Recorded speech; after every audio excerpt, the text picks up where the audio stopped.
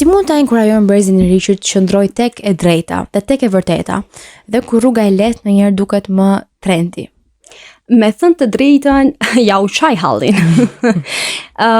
Them kështu për shkak se vërtet, po t'i shohësh kanë sfida vërtet të mëdha, sfida të cilat edhe nuk janë parë më përpara të paktën në moshën e tyre.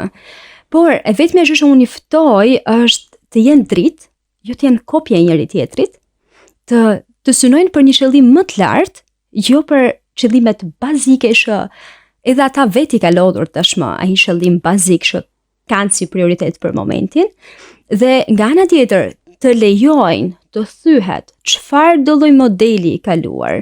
Zoti thot mos lejo të të shpërfillin moshën tënde të re. Por për shembull, në falje, në sjellje, në çfarë do lloj sjellje të perëndishme që Zoti ka për ty. Kështu që le të vendosim të jemi dritë, sado e vështirë të duket, sado trendi të duket, çdo gjë është momentale. Vjen një ditë që lodhesh nga jeta aty. Shumë e vërtetë në fakt. Le të ndërtojmë për një qëllim më të lartë dhe ta mendojmë pak ndryshe, ta mendojmë jetën tonë si një zinxhir. E din, zinxhiri vjen hallk pas hallke.